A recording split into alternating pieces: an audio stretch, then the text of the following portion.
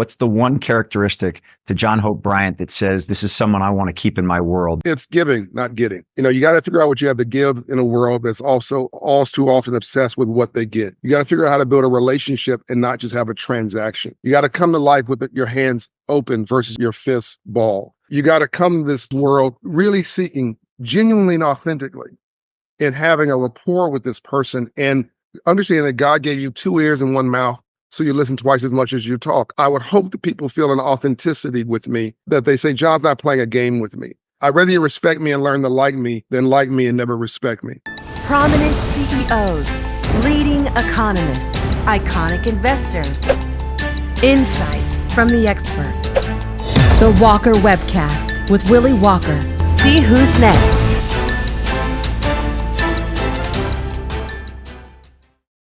Good afternoon and welcome to another Walker Webcast. It is my great joy to have my dear friend John Hope Bryant joining me today. Before I dive into my discussion with John, a couple things. First of all, my discussion with Peter Linneman last week and viewed by a lot of people. I think we have over 150,000 views week to date. And so, John Hope, you and I need to knock that off with our conversation today as it relates to views across the country. Let me do a quick bio on you, and then we're going to dive in. John Hope Bryant is an American entrepreneur and referred to as the conscience of capitalism by Fortune 100 CEOs. He is the founder, chairman, and CEO of Operation Hope, the largest nonprofit provider of financial literacy and economic empowerment tools and services in the United States.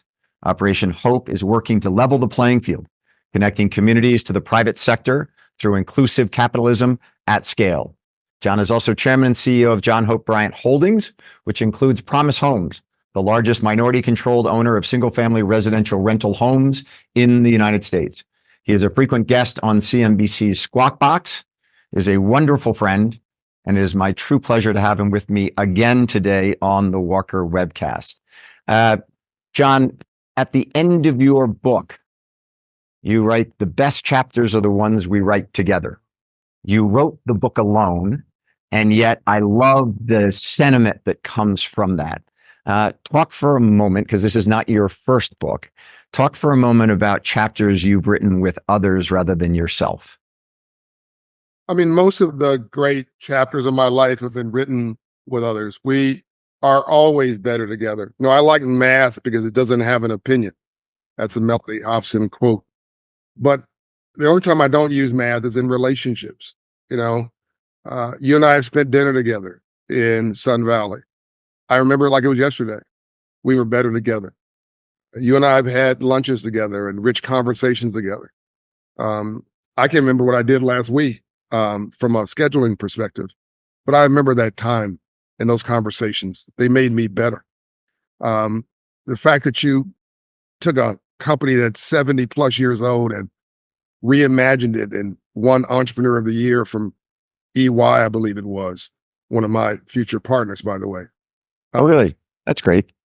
To be Entrepreneur of the Year and reimagine that company, you had to be in relationship with the future and not just celebration of the past. The fact that you've taken this company that's was already successful and found a way to reimagine it and grow it so that you took something had a $4 billion baseline and today and there's a $132 billion baseline, which I believe it has, is your servicing portfolio alone, is an indication that you are in relationship to the world, and you constantly are upgrading your software, reimagining what success in the future looks like. You don't want to be Blockbuster. You want to be Netflix. You don't want to be Sears and Kmart. You want to be Amazon and Walmart. And Amazon and Walmart I know the guys who run both those companies, and the CEO of Walmart is a forward on this. He wrote the forward in your book. I mean, one of the things about that, John Hope, is this, like Doug McMillan writes the forward to your book.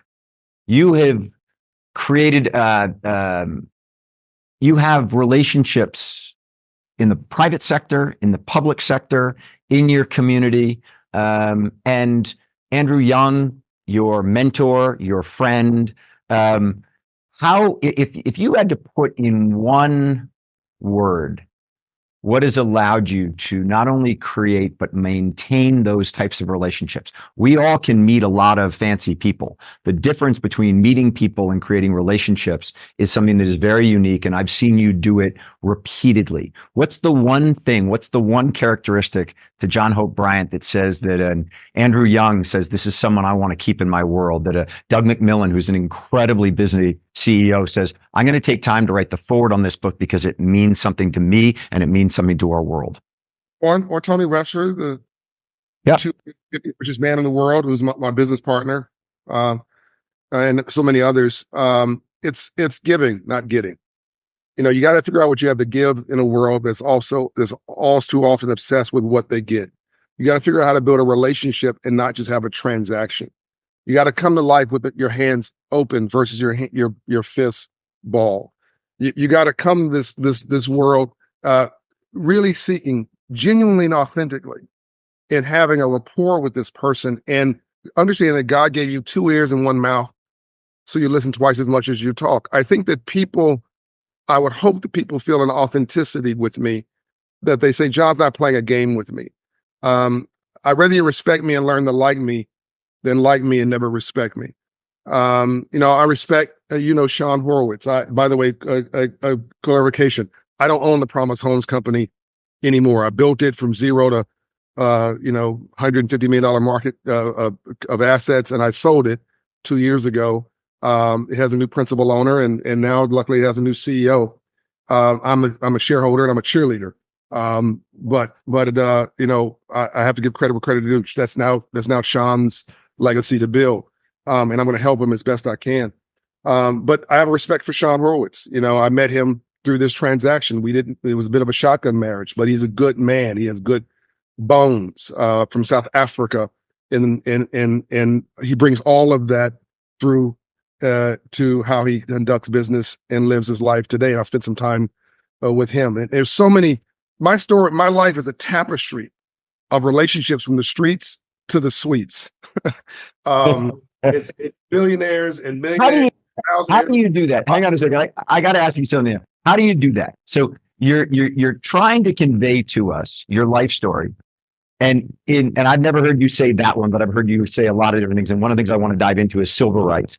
But you are incredibly gifted at taking a concept, breaking it down into a phrase or even slogan. Doesn't give it enough respect, but it is somewhat of a slogan to give people a sense of what you're talking about. So from the streets to the suites, that immediately says to everyone, your life story spans from literally being on the streets of Compton to being in the most exclusive corner offices in corporate America and everything in between, including the Oval Office, including the Red Office. Yeah. So, you've been in every office, but where's that come from? Who helped you develop that skill? I don't know the answer to that question. I think that, like most good things, it came out through adversity, and I didn't have what's the best way to storm, a beach if you're outnumbered and outmanned or outwomaned, and you're in the military? Burn the ships behind you. You get real innovative if you can't retreat. I didn't have a trust fund. I didn't have wealthy parents, not financially wealthy. I didn't have a nuclear family. My mom and dad divorced when I was 4 years old over domestic abuse, over money, by the way, because my dad could make the money but couldn't keep it. I tell the stories in the book. I'm very transparent about not just my successes have not defined me. It's been my failures. Success is going from failure to failure without loss of enthusiasm. An entrepreneur works 18 hours a day to keep from getting a job. Rainbows only follow storms. We only grow through legitimate suffering. I'm so proud of my challenges and how I've managed through my challenges, because life is 10% what life does to you and 90% how you choose to respond to it. It's a response, not a reaction. My mom and dad were key to my life, but I also remember, Willie, my second great grandfather, George Young, who, after Lincoln signed the Emancipation Proclamation, was one of 7,000 officers in the U.S. Black troops. He was a slave who decided to fight for his country that wasn't fighting for him. He was a slave that became an officer and worked in when protected Memphis after the Emancipation Proclamation, fought in the Civil War, fought for America, and even as America really was not fighting for him. But he found this guy, Lincoln, who at least had begun to turn the corner. And the Emancipation Proclamation was a strategic move. It really wasn't a moral move when it first started. It was about getting people behind enemy lines to convert. But that's fine. Justice often is imperfect. Take what you can get and move on it. So George Young is where I got my social justice bones from, the relationship building bones, leadership bones. And then my grandfather, R.B. Smith, was a sharecropper, born into slavery probably in 1871. No one sent memos out saying slavery was over in 1865. And he was a businessman, and he was taken advantage of as a sharecropper. My dad owns a business. I already told you about that. He was financially illiterate, but brilliant. And I'm an entrepreneur. My great-grandmother was a slave on my mother's side. My mother had a shotgun shack in East St. Louis. My mother bought and sold 7 homes. I bought and sold 700 homes. That's not genius. It's role modeling. So my mother told me she loved me every day of my life. There's a difference between being broke and being poor. Being broke is economic, but being poor is a disabling frame of mind, a depressed condition of your spirit. And you must vow never, ever, ever to be poor again. My mother told me she loved me, and that gave me self-esteem. You have a lot of people, Willie, who have high confidence, but low self-esteem. Yeah. And you can, and your audience to think right now of somebody on the national leadership stage who has power, money, position, smart, a brilliant marketer, low self-esteem, insecure, and pushing fear. I'm not naming names. I'm just saying, and you can name somebody in your office that has that. You can name somebody in your family who has that.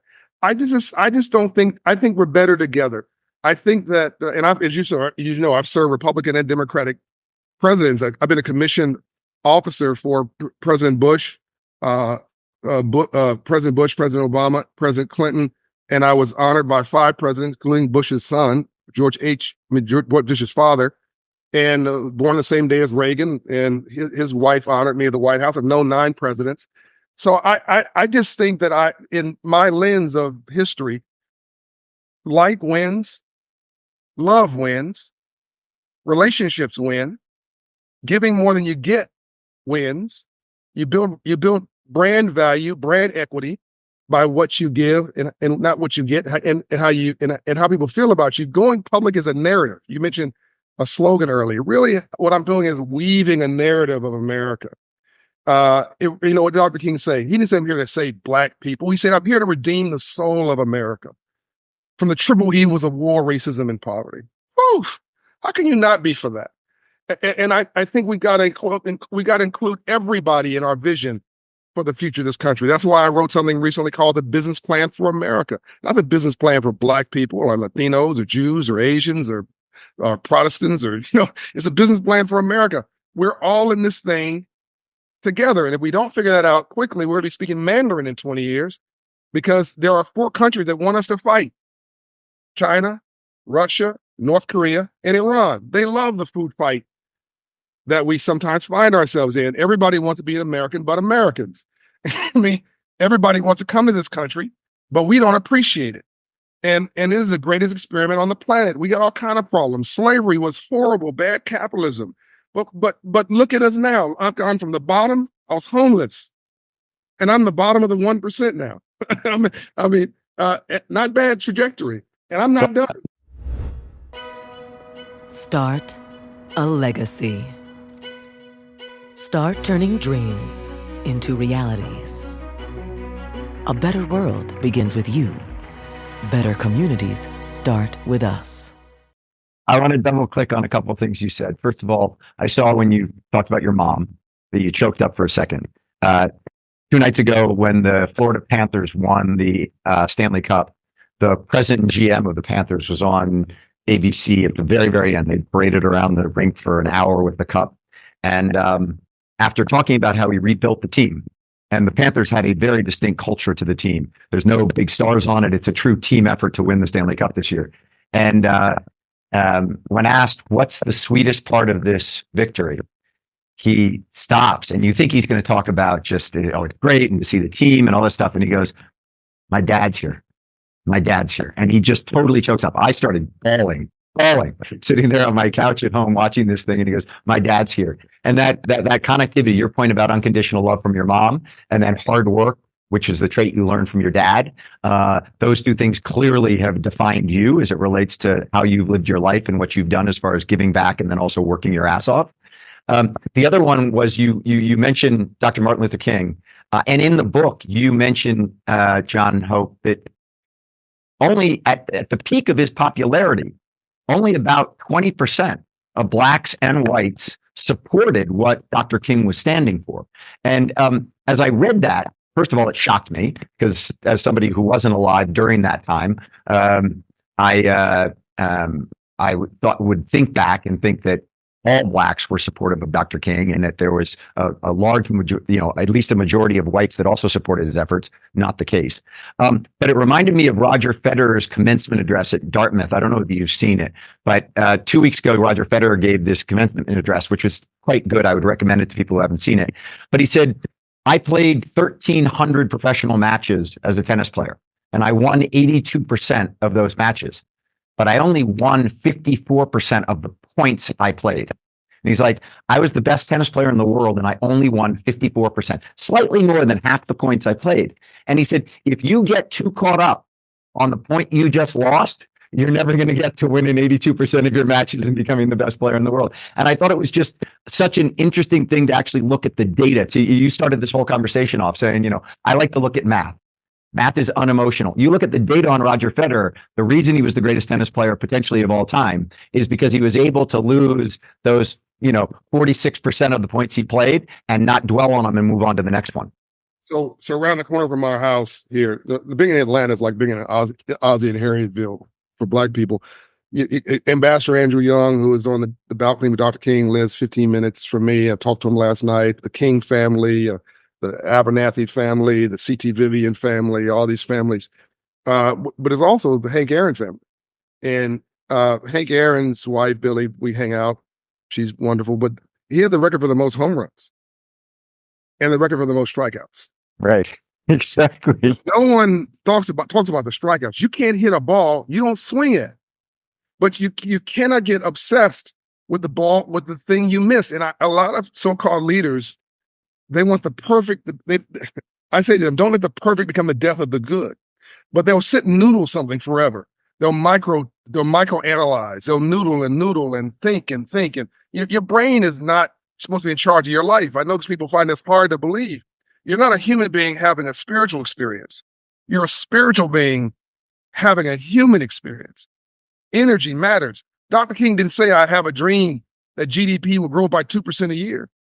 Right? You've got to follow your intuition and your gut and your value system. Any man listening to this, go to your wife tonight and say, baby, you said that guy wasn't no good. You didn't know anything about him. Tell me about why you felt that. And she'll tell you, it was my intuition. I didn't know anything about him. I just didn't feel good. He didn't feel good.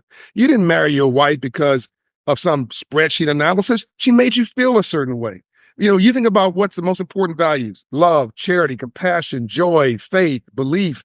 Think about banking. It's a trust business. It's not a financial business. Think about credit. It comes from the Latin root word credito, credibility. Capitalism. Most people watching this, listening to this, are capitalists. It comes from the Latin root word capitas, knowledge in the head.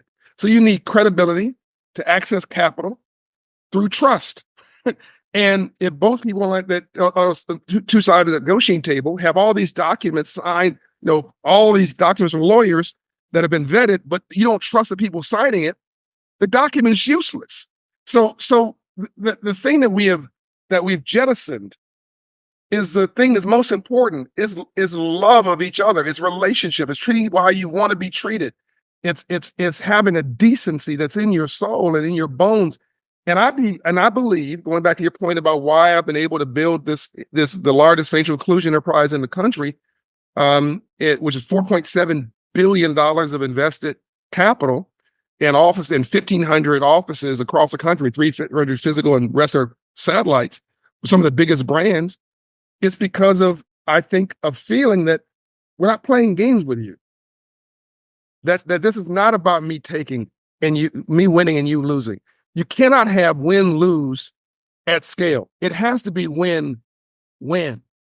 Coca-Cola is not a great, it's bottled sugar water, but it's got a great brand. It's got a great narrative and a great history. And even when they lose, they win. You're talking about Dr. King. The Coca-Cola in the 60s. Now, think about the environment in the 60s in Atlanta now. Coca-Cola in the 60s were approached by the mayor. Hey, Dr. King won the Nobel Peace Prize. This is leadership now. Won the Nobel Peace Prize, and the business leaders in Atlanta don't want to honor him. The mayor came to Coca-Cola CEO. CEO went to Woodruff, who had retired as CEO. We got a problem. Woodruff said, "You messed up my hunting trip for this." Comes back to the office. All the business leaders in his office. Now, look, I'm upset. You messed my hunting trip up. This is not complicated. This man won the most important award in the world. You have a problem with him. You think he's a troublemaker. I don't really care. Let me tell you something. We're the leading supply chain company in the world back then. We don't need Atlanta. Atlanta needs us. You're going to honor this man and you're going to sell out that ballroom, or you're not going to be our vendors anymore. And we're going to move out of this little backwards town and go someplace where people got some sense. That ballroom was sold out, Willie. And that's all you see in history books is a sold out ballroom, people standing along the walls. But this was Coca-Cola doing the right thing just because it was the right thing. It was also a good business sense. It was also in line with their narrative and a brand. It was also at a global perspective, not just a local one. It was about what you give, not what you get. It was a relationship, not transactions. Black America returned that favor and for 30 years made them the leading brand in Africa. The number one customer for Coca-Cola after that were Black people here and in Africa. And that story, there's so many stories like that where you never go wrong doing right. But there's so many people who will sit there and analyze and have the paralysis of analysis. And, capital really is a coward. Like, capital just wants to find a safe place to sit. It wants a highest return for the lowest risk. I get that. That's fine. But every now and then, capital has to have a vision. Capital leaders have to have vision, and faith is what you do when you don't have all the facts. People need to buy into your vision. And I think the biggest companies with the biggest brands that are most successful went above the bottom line. Here's profitability and income and balance sheet. Okay, I get that. But what's your enterprise value? That's what I think I did with my brands. Creating enterprise value. What did Amazon do? Walmart do? What did Willy Walker Dunlop do? What did all these companies do that have really created multiples in their stock value and their enterprise value? Is they laid a value system above their product value. And that is just, Apple. The first device that had an emotion. That was Steve Jobs, who was not a great designer. He wasn't a great programmer. He was a great designer and a great marketer. Wozniak was a great designer. The great programmer. But nobody thinks about Wozniak. They think about the emotions that Steve Jobs, the value and the passions he poured into this product. And I think that I want to say to capitalists watching this, listening to this, you can be like Willy Walker. You can be like W. Miller and Ed Bastian, CEO of Delta, who's down the street, we coach all 100,000 employees. Unbelievable man. Unbelievable leader. Biggest airline in the world, most profitable airline in the world, most valuable airline in the world, and shared $2.5 billion worth of profit sharing with its employees, ramp rope workers and flight attendants and baggage handlers on Valentine's Day this year. I did it with them. I do it every year. And we do financial coaching for those employees at the bottom of his pyramid with $1,000 emergency savings account so they don't fall between the cracks. But when he does well, Willie, they do well.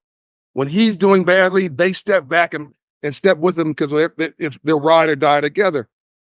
This is the future of capitalism. I call that stakeholder capitalism. KKR is adopting that model with their subsidiaries and giving profit sharing. And Apollo is beginning to do that with some of their subsidiaries. We do financial coaching for their companies. And I just think that we're in a new era and we have to upgrade our software on decency and with that, upgrade the software on capitalism so it has a life for the next 50 to 100 years.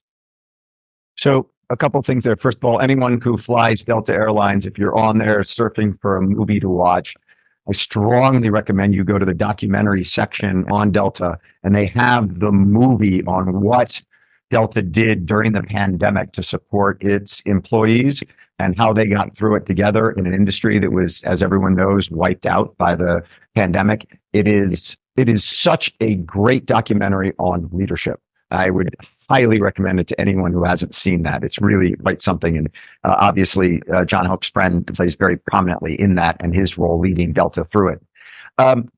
Let's talk for a moment about financial literacy, because you call that the civil rights challenge of the 21st century. And the book is super compelling. First of all, walks through why we've had such financial inequality in the United States. And there are many things in there, like the Freedman's Bank, which, by the way, how did you get Mnuchin to put the Freedman's Bank across from the Treasury Department? In other words, like, what was it that brought that idea rather than just saying, well, we ought to do that? How did that come about that you're now actually going to have a location of the Freedman's Bank directly across from the Treasury building?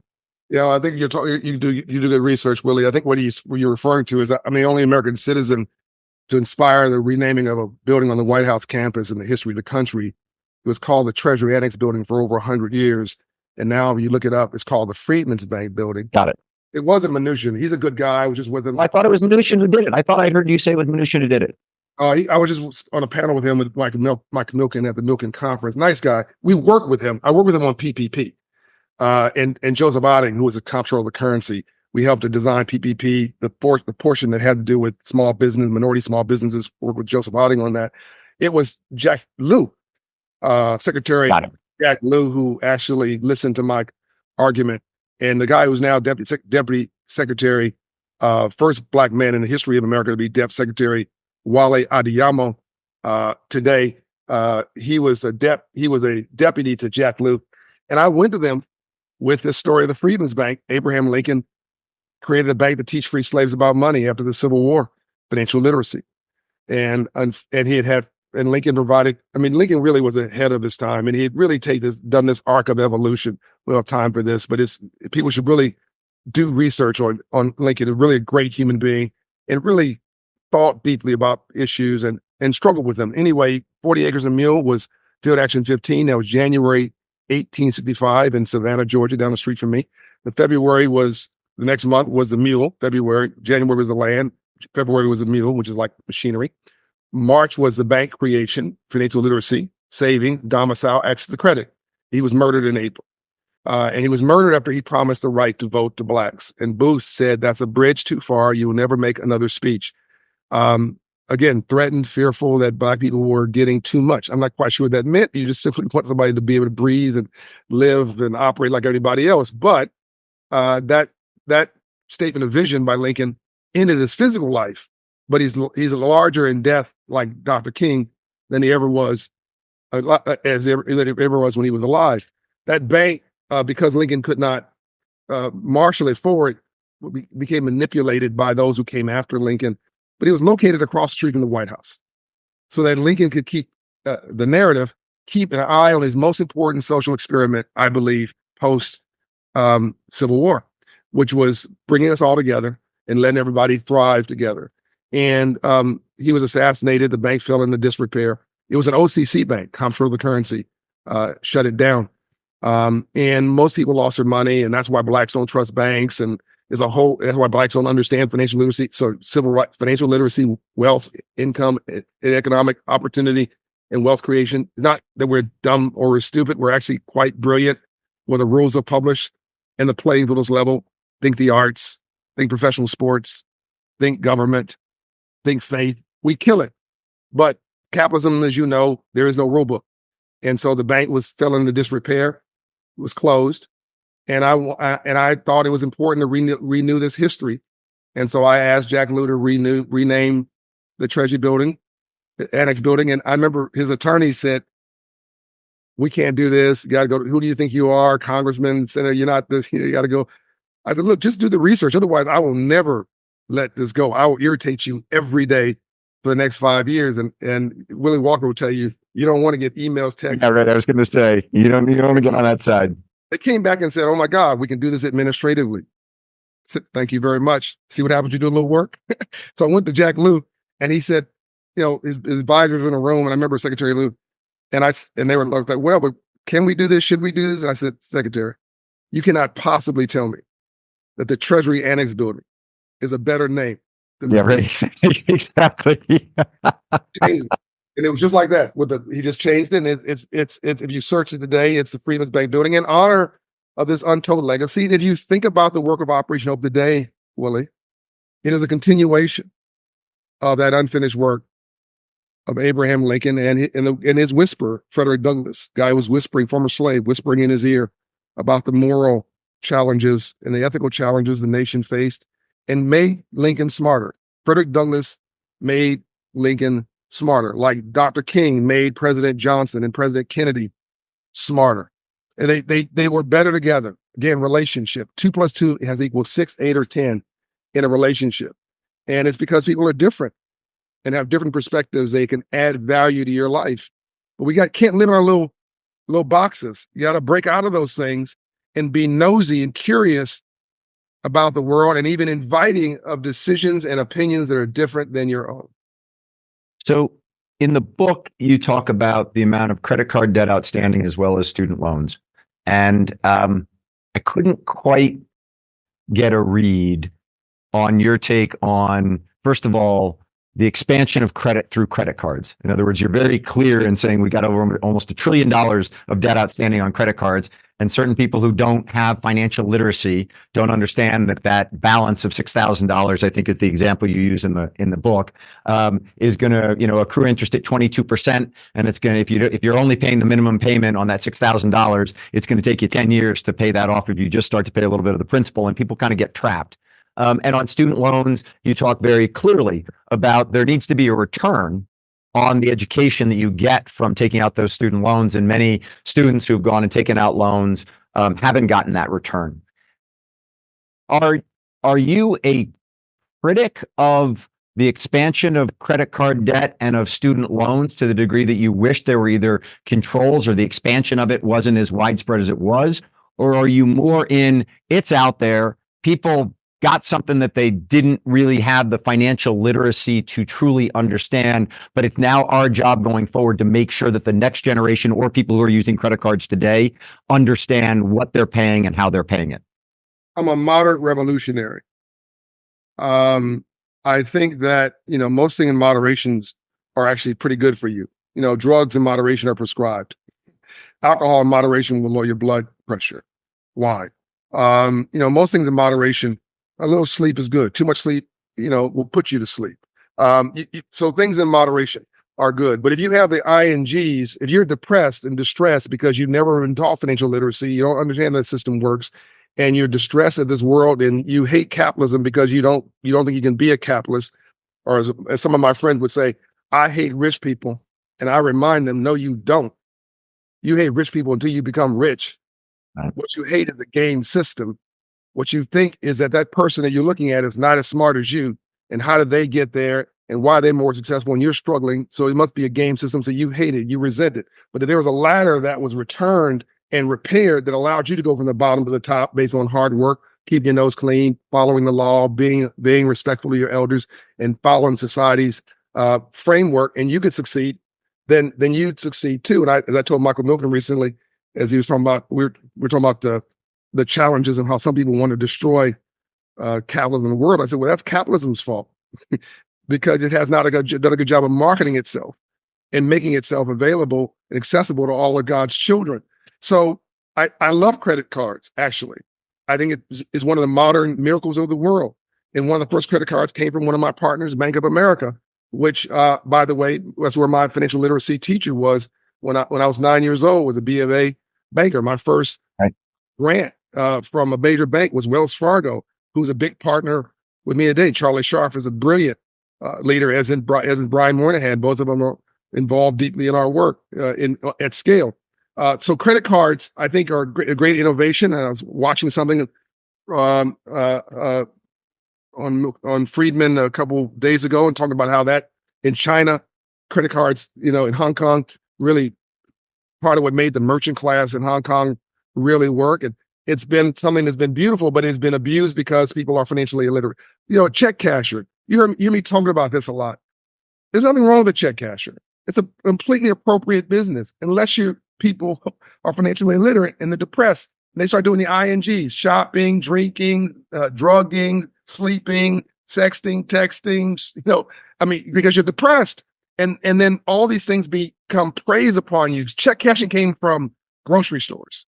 Grocery stores would provide a convenience to their customers to cash a check at the counter as you're buying your grocery. You got your paycheck, and you have that. You don't have any cash.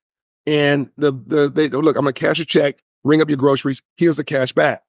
And then after a while, they realize there's a 3% margin on my groceries on the shelf, and I got to buy all that inventory. If I just charge 1% for this check, 2%, there's no cost of funds. There's no cost of inventory. That's where check cashing actually came from. But and then payday lending, that was also honorable. But all these things now reside in a 580 credit score neighborhood. And as you know, I have a Hope Credit Score Index where I've modeled every zip code in America by credit score. And whether it's black and brown urban or white, poor, rural, here's what you see. 580 credit score neighborhood, a check casher next to a payday loan lender, next to a rent-to-own store, next to a title lender, next to a liquor store, next to a pawn shop, and a church down the street. Make sure you don't go crazy once a week as a release valve if you're stressed.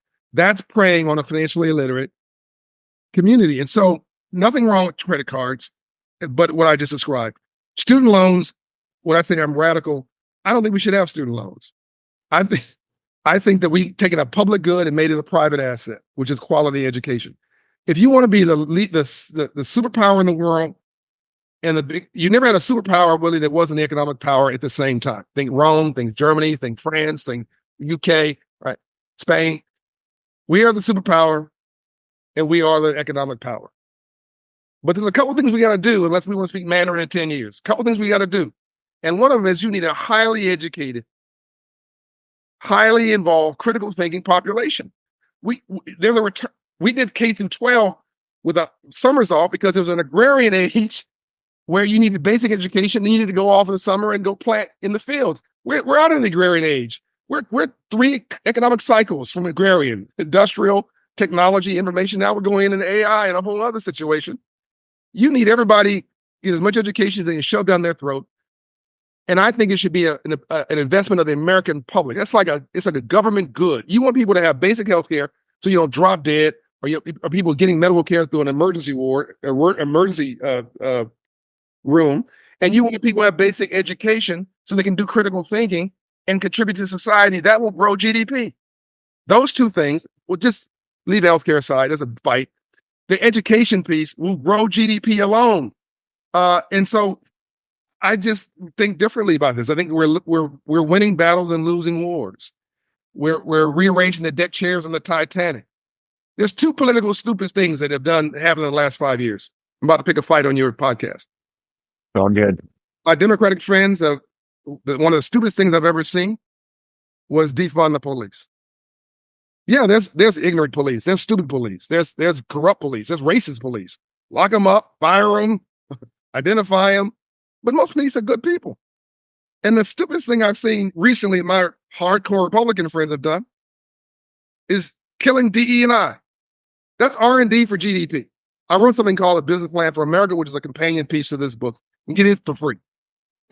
The data is, just go read it. Like, even my friend Stevie Wonder can see this. Like, the data is. The data is. So in the book, one of the things that you put forth so compellingly is that if we don't tackle this challenge, if the attitude is we can just continue to leave black and brown people behind, the numbers don't work. And it's so, you're back to your original point, which is math. In other words, the math doesn't lie. The number of minorities in America is becoming a majority. And if they continue to earn at the level that they're earning today, we don't get the GDP growth we need. We don't get the the communities we need. We don't get the country we need. And so you kind of put it forth in just like, I don't care what your politics is. You can be left, you can be right, whatever else. This is common sense as it relates to a country that needs to continue to grow, and that we must invest in these people to allow them to have the education and the lives that are going to allow us to continue to keep this country moving in the right direction. I think that beginning of your book is so nonpartisan. I like the fact that you picked out both sides and picked one thing on both sides that are quite extreme and quite out there. But I find it to be so interesting in the book, John, that you consistently go back and just say, get the politics out of this stuff and just talk about what is common sense for our country and for our civilization. So you mentioned common sense, Willie. One of the reasons I love you is you do have great common sense, but common sense is not so common. And I'm not relating this to what I'm about to mention, but I went and debated Bill Ackman, the billionaire, who is the poster child for anti-DE&I. Right. And the title, the topic of DE&I, the framing is probably dead. Talking about slogans. That slogan has been so beat up and sort of like ESG. I heard Paul Tudor Jones say, if ESG didn't start with environmental, it probably would have, stayed out there longer. He said it should be SGE. It should be social governance, because no one's got problems with the social and the governance part. It's just this sticker on the ESG. But anyway, go ahead on your D&I point, because it's a good one. I don't care what you call it. Really, man, call it EE&E, education, exposure, and experience. I don't care what you call it. But if we don't start calling it something called common sense, we're all done. So I did this private debate at the Milken Global Conference with Bill Ackman for an hour. And it's private, so I can't say what was said. Yeah. But I will just tell you, after 40 minutes, he didn't have much else to say. And that doesn't surprise me. You go on national television against Joe, and you take Joe down, and you can bring anybody on. I mean, the point is that, Bill. Look, I got significant issues with that, but I will say one quick thing just as it relates to these efforts, which I do find to be quite something. I was at Harvard Business School at the Dean's Advisory Council meeting, and my dear friend John Rice, who runs an organization called Management Leadership for Tomorrow, raises a hand and asks the dean, how does the Supreme Court decision on colleges using affirmative action impact HBS? And John Hope, you would have, the first thing was, and by the way, the dean's an incredible man, and HBS is working very hard underneath very challenging situation. But he said, look, we won't know until September 6th, the diversity of our class, because the Supreme Court has made it illegal for us to know where people come from and what the racial and ethnic composition of our class is. And John then goes, well, because Management Leadership for Tomorrow works with most of the kids who are applying to Harvard Business School, I can tell you what the number of kids who are coming, who are Black and brown, who have applied to Harvard Business School, are planning on coming in fall. And you should have seen it. The entire administration ducked underneath their chair, saying, no. We can't know. We don't want to know. We don't want to know. And I find it to be unbelievable. Go ahead. Can I give you a couple of stats? Yeah. For your audience. I hope somebody right now is doing this. Okay, John's going off on this diversity thing away from financial. What's that have to do with financial literacy? Hold on for a minute. Here's a couple stats for you. We're going to be the first generation. God has a sense of humor, Willie. America in 1950 was 90% white. That's undeniable. By the way, everybody look up everything I'm saying for yourself. America today is 40% Black and brown. Within 10 years, we're going to be a majority of minorities. Hold up for a minute, because that's part of what's fearful, that's driving these fear politics right now, is people feeling that the country's changing, quote, too quickly. Okay, hold on there for a minute. We're going to be the first generation over the age 65. White, wealthy baby boomers trying to retire. They're trying to chill. They're exiting the economic stage. So, hold on. You have everybody who's made the money and built the wealth, who has the knowledge about free enterprise capitalism, leaving the stage. You got a group coming up who's not been given the memo on free enterprise capitalism, economics, ownership, and opportunity, and who confuse making money with building wealth. Not because they're dumb and they're stupid. It's what they don't know that they don't know. And no one's taught them. And no one wants to teach them. And now we're kicking out the ladder of any kind of strategy to actually do R&D for the future economy. Yeah, that's all it is R&D for GDP. And you've got the reality that most diverse economies are the most profitable in the country. You've got New York and California, the biggest economies, most diverse. I'm here in Atlanta, the biggest economy in the traditional South, the most diverse.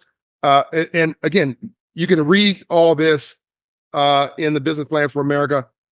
Here's a drop the mic stack. Somebody's still shaking. They're still got their hands crossed, and they're not quite convinced of what I'm saying. That's fine. Again, go and look at all my data in Business Plan for America. But in 1972, the white men and women, I'm picking on this, I'm saying this intentionally now. By the way, back up. There's not enough successful college-educated white men to drive GDP for 30 years. That's not a racial comment.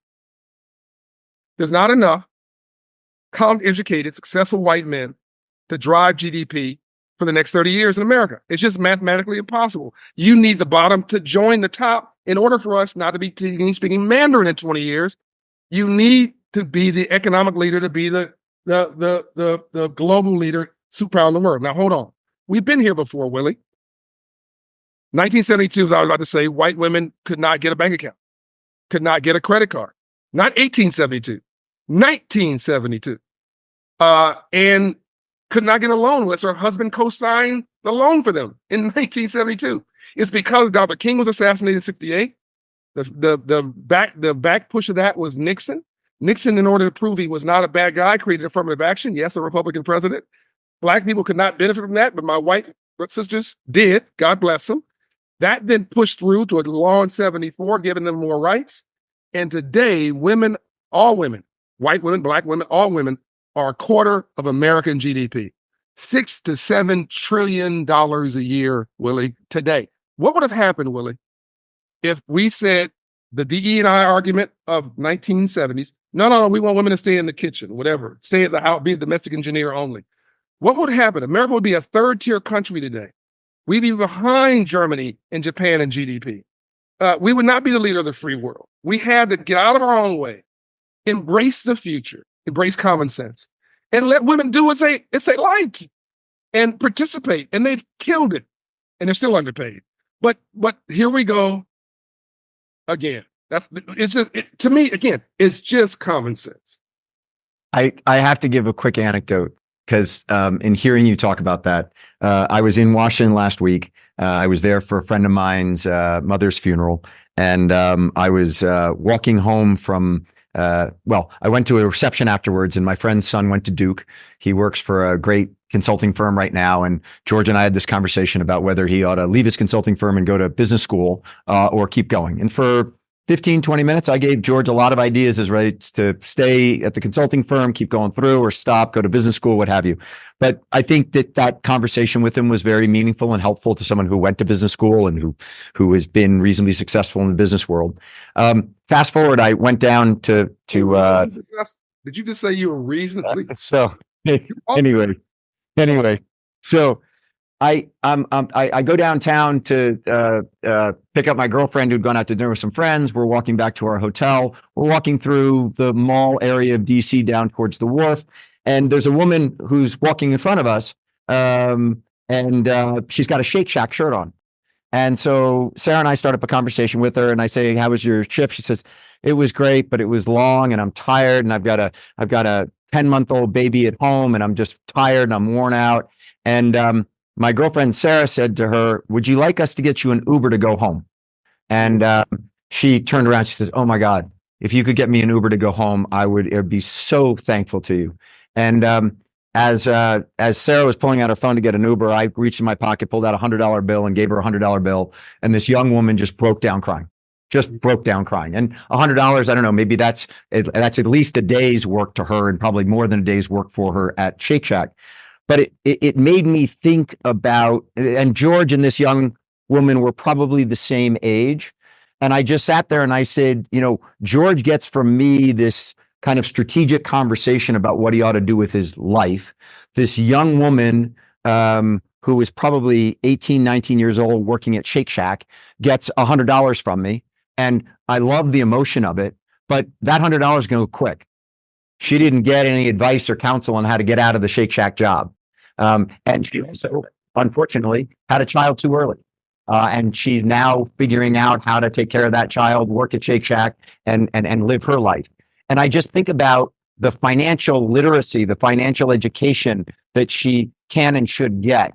And one of the things that you all do at Operation Hope, John, is that you give $50 savings accounts to people who come into Operation Hope so that they can understand compound interest and they can understand the concept of making money while you sleep. Dive into that as one of the specific things that you focus on, because I think a lot of people, I think about that young woman and I think about if she took that $100 that I gave her, and my assumption is that she either paid for the Uber home or not, and then that $100 is now gone. If she'd taken that $50 and put it in the bank and understood that today it's compounding at 5.25% or 5.50. Actually, banks aren't quite paying what the Fed funds rate is today. So it would compound at 3.5% or 4% a year. And she could see that grow, that she would understand that the paycheck to paycheck that she's living, working at Shake Shack is no way to compound and create real wealth.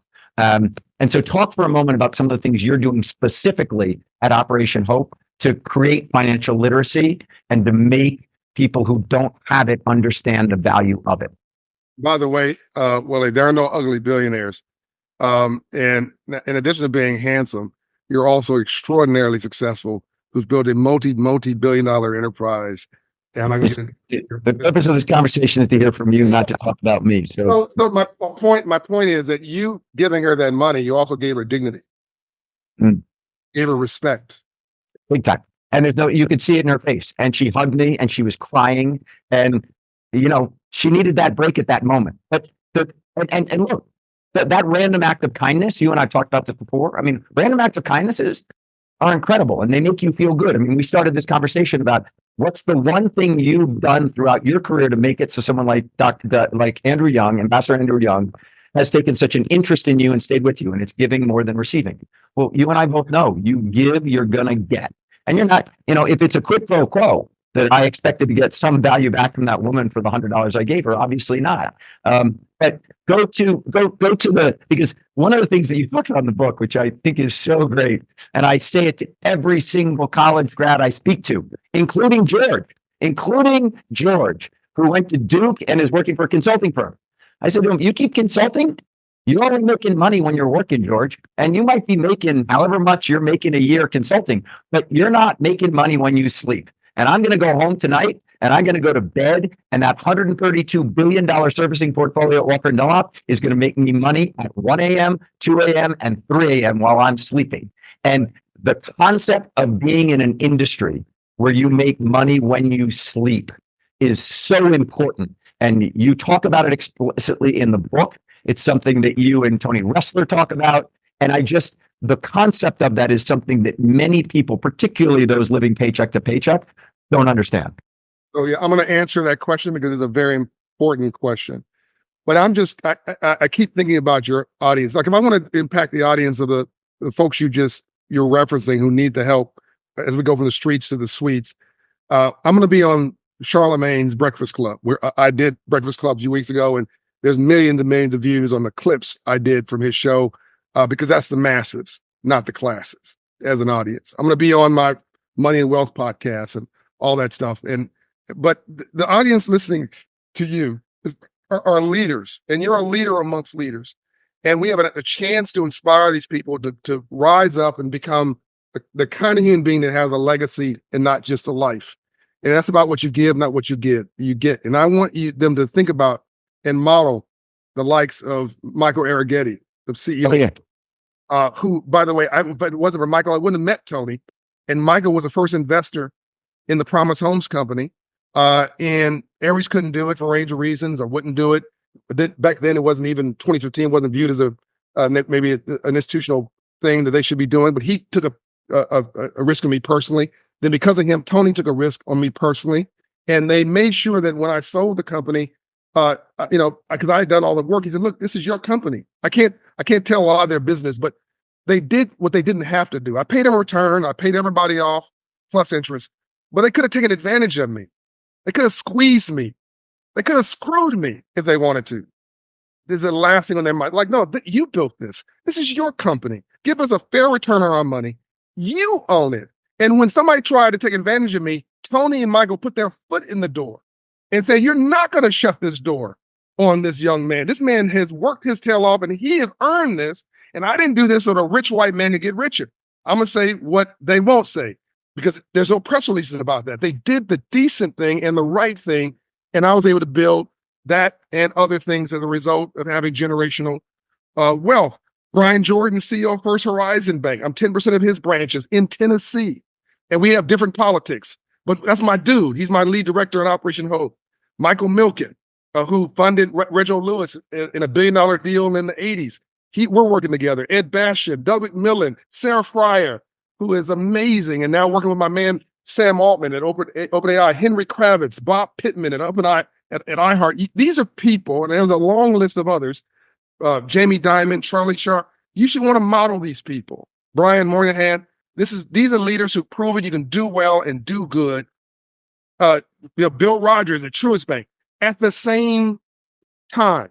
Now, because of these leaders saying, and I went to the CEO with my ideas. If I'm gonna get a no, I'm gonna get a no from the guy at the top or the lady. And I take Nova vitamins, as you know, Willie. And so they said, I remember I went to Bill Rogers at Truist with my idea. And he said, look, I'm gonna give you a shot. Don't ask me for any money. I'm gonna put you in my branches.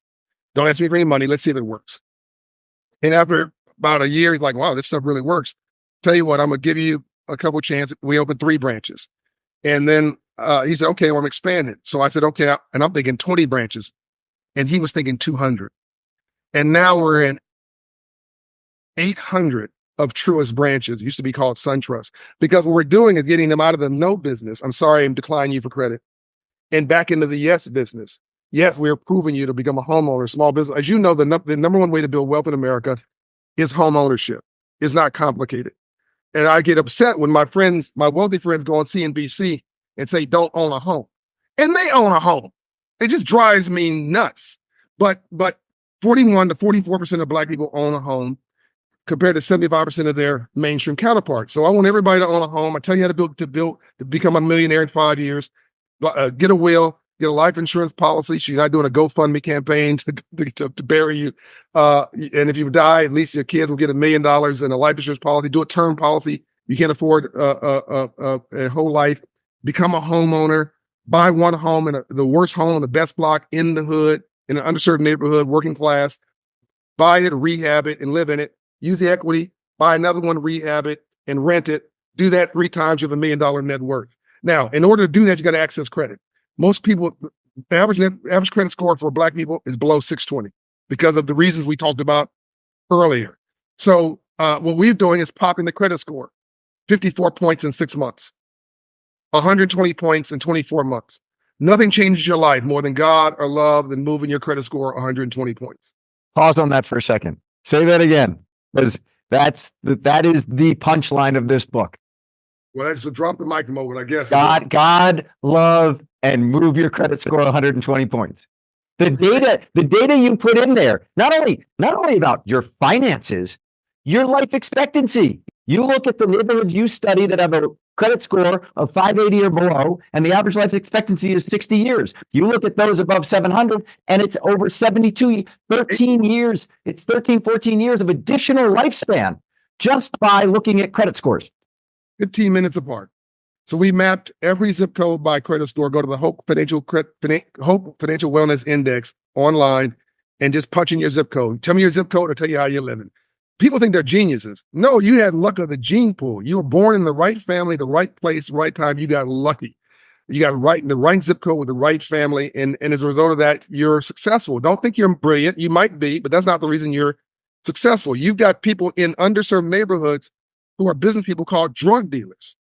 Now, that's immoral and unethical, but they're not dumb.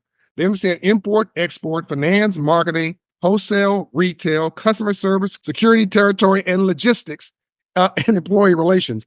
And a gang leader is a frustrated union organizer.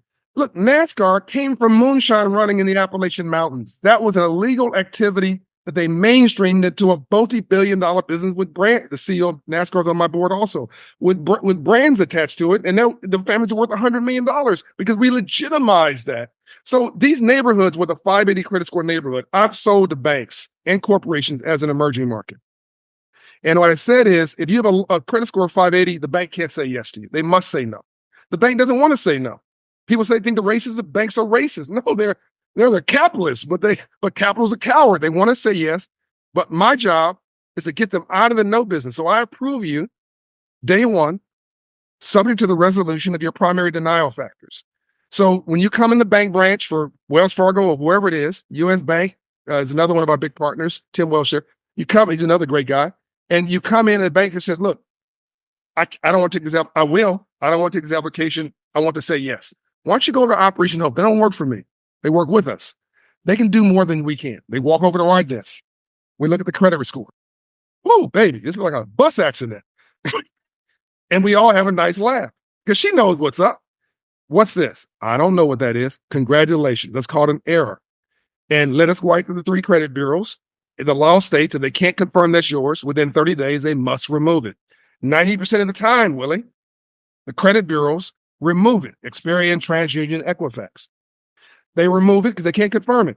Credit score pops 30 points. Now, I believe in quick wins. Now, Willie, what happens to that lady's self-esteem? Her belief, her trust, her confidence, right? Her shoulders are back. She's got a win. She's now in the 600. She's 6'10". Now she says, what else can we do? Okay, what's that? Oh, I got married 10 years ago. It was horrible. He ran the phone bill up, never paid it. I don't have $1,000. Don't worry. SBC sold that to Pac Bell. Pac Bell sold that account to AT&T when they bought it. AT&T sold it to a credit company because they were tired of chasing it. Let's call them. Ring, ring, ring. Joe's finance company. We got Mary Sue here. We're looking for her. She's looking for you. We want our $100. They bought it for 5 cents on the dollar. They bought it for $50. They want $100. They want 100% profit. Well, how about we give you $200? Well, why would you give me? That doesn't make any sense. You're going to overpay me? Yes, because I want your cooperation. Because I'm going to ask you to pull this off our credit report, but it's been there for so long, and people are lazy. Systems are lazy. These are passive databases. It's going to show up there again. So when I call you back in 2 months, my coach does, and ask you to take it off again, you're going to cooperate because I'm going to tell your boss that you gave us great customer service, and I'm giving you a more than 200% profit. Yes, I'll do that. So now she got an 80% discount. He got a 200% profit. Everybody won. Her credit score goes up 30 points. So now she's 640. Now she's in a sweet spot. We get her the earning of tax credit. We reduce her debt $3,800, increase her savings $2,000. She makes $48,000 a year in this example. We get her a down payment assistance grant from one of the banks for $10,000. We get her a decent mortgage, and now we got her up to 680 credit score after doing some massaging. Stop going to Starbucks 3 times a week and smoking cigarettes. It's going to kill you, and you need to get a Keurig machine at home. So now you're at close to 700, and now you're not Black anymore. You're not Latino. You're not poor white. You're green. You're a good credit risk. And the bank always says yes. We've done $4.5 billion of that credit transformation in 30 years. So I just got it, and we're running out of time here because you know me, I could keep talking, and I want to get together when we're both in Sun Valley week after next. There's a clip I watched yesterday on Scotty Scheffler and how much money he's making right now. And it was on Barstool Sports, and they were talking about, well, he's made this much year to date, and he's going to win this, he's going to win that, you just keep going up and up and up. And it looks like Scotty Scheffler's going to make over $100 million this year. The reason is, as I listen to you talking about that woman and all the different things that happen when you get that momentum going, it sounded just like Scotty Scheffler. And obviously the numbers are different, and she's not the number one golfer in the world. But the point is that once you, A, get that confidence, B, you get someone helping you, and C, you understand what to do, to ask the right question, to go and understand the fine print. Because I think there is something here where there are plenty of lenders who say, look, you take out that credit card, there's fine print there that says we're going to charge you 22.3% interest on an annual basis, and that's just what it is. And it's not so much that they don't have a right to charge that 22.3% interest. It's the fact that someone needs to make them apparent of A, how you get out of it, which is what you just talked through. If you just sit there and say, keep calling the call center and tell them to stop charging you, that ain't going to work. You gotta find solutions. You gotta have people to be able to tell you how to do them. And your book is a great guide. And I think the other thing that I found so interesting about your book, John Hope, is just the call to action. Like listening to you about that individual person that's in a Truist branch office where Operation Hope is there. That's awesome. But there are people across the country. There are companies across the country. There are communities across the country that can step in and lean into this.